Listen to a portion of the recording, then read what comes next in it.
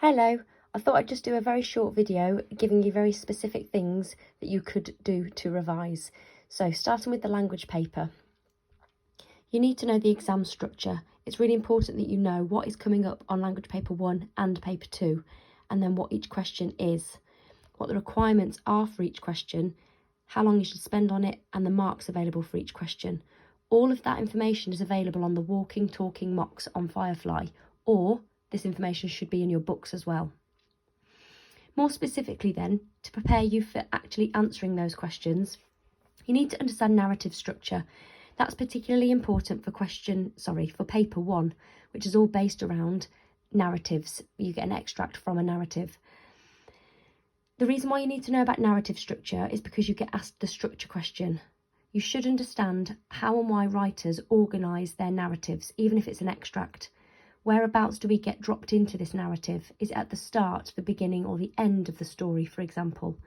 You can then look at whether that is part of the establishing stage of the narrative, whether it's part of the climax or the denouement, or the unravelling of events and the end. For paper 2, you know you're going to get asked to write an article. That's not a secret. AQA have specifically told us that you will be asked to write an article for language paper 2 question 5. So you need to know what the features are of an article, how to structure it, what techniques you should use. You'll be given an extract from an autobiography and an essay as part of your reading section. More information about this will come to you from your teachers and as part of your home learning and revision, but that's something that you could also be looking into. What features of autobiography do you understand? What does an essay look like? It's slightly different to the essays we ask you to write because we know language paper 2 is about voice and perspective, autobiography and essays are texts where writers share their views and opinions and experiences. And then, excuse the typo, but anything to do with techniques and vocabulary that you should be using in your writing section or in any question that you're answering on the reading section, or that you should be looking for from writers of the essays and autobiography. So those are the things that you should be revising. It's not too hard to find information about this on the internet, should you just Google it. We are doing the AQA paper, exam board, papers 1 and 2. For literature, you need to have a really clear understanding of the plot of all 3 texts. We're doing Macbeth, A Christmas Carol, and An Inspector Calls. It's really important that you know all of the characters within each of those texts. It's important that you know the writer's messages, their views, their intentions, why they wrote those texts. You should also look at the themes of each of the texts, any key quotations. I said to you on the earlier video that if you do your quotations by character, you can automatically link by theme. It streamlines it.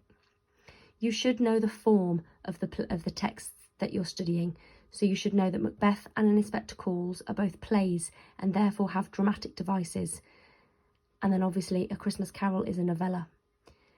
And then you can take that a little bit further by looking at the genre. What tragic conventions do we see in Macbeth? How is An Inspector Calls a mystery? What elements of mystery and the supernatural do we see in A Christmas Carol?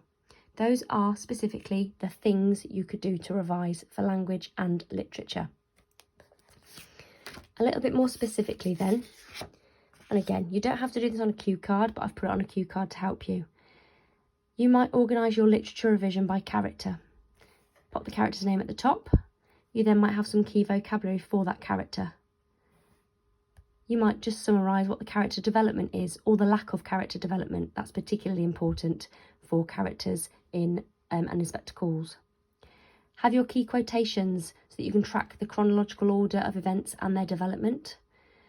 I would then have a list of themes, or I'd link my themes to the quotations.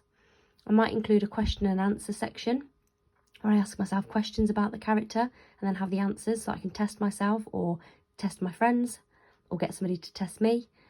And then anything to do with character, which is also just coincidentally helpful for the language exam.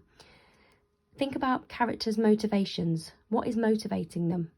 Why do we see a change in Scrooge and Sheila and Eric? What motivates them to change? What are the characters' actions and behaviours, their interactions with others, their reactions to things and people? Changes or lack of, their attitudes, thoughts and feelings. We can talk about all of these things within the method of character in any of the literature texts, and also for the characters in language paper 1. The last thing I want to talk to you about is the language paper. So the question, what kinds of questions you've got, marks, what it's actually asking you to do, how to structure the response, any top tips or hints from your teachers, sentence starters to help you organise your answer, what are the quick wins, any terminology you need, and how long you should spend on that question.